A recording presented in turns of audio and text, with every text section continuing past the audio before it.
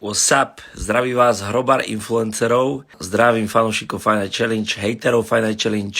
Do správ na Instagrame mi pristalo video, ako môj super estrogenkos boxuje. Pozrite si to.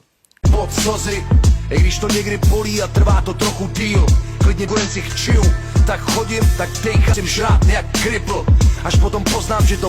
Одним из самых замечательных кулаков в истории спорта. Из ежедневной борьбы за сыча. Он, несомненно, No toto, čo ste práve videli, veľa z vás sa na to možno ujebáva, aj sa ujebávali ľudia, čo som mi to poslal predtým, jak som to dal sem.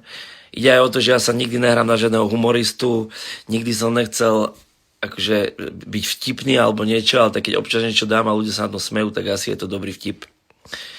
Skôr ide o to, že som ten zostrih urobil, lebo na face-offe rozprával o svojom boxe takto. Teda ho nevnímam ako hrozbu, ma vôbec ničím nevie prekvapiť, ničím, absolútne nie je žiadna hrozba pre mňa, vôbec, absolútne, ani kúsok. A čo ti mám na to povedať proste, však to sa v tom ringu uvidí. Tak asi bude Muhammad Ali, vieš, bude dávať uhyby, Tysonovky, vieš, keď tak vypráva, vieš. To nie je chvála proste, to je to, že to je realita, vieš. No a teraz pointa. Všetci sme videli, ako boxuje. Ja máme potvrdené informácie, že on reálne takto boxuje.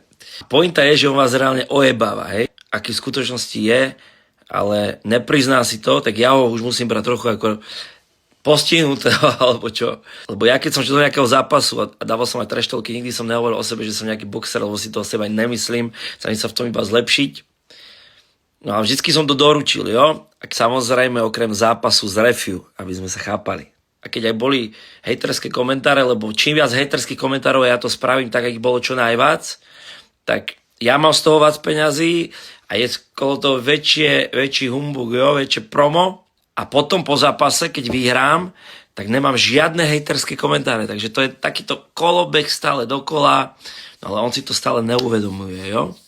Že tí ľudia sa voči nemu teraz, keď prehrá, otočia zas. Estrogenko si myslí, že je lepšie jak Zvára, jak Street Philip, ja viem, Čistichov. A potom, čo sme videli, tak ja som reálne takto neboxoval, ani keď som začínal, jo. Ale nechcem ho podceňovať, pripravím sa na ňo všetko. Buď je retardovaný, že si to neuvedomuje, ako je na tom po tých vyjadreniach, alebo si to nechce priznať skrz ego. Že proste si myslí, že je hviezda, že nejaké lajky toto videa.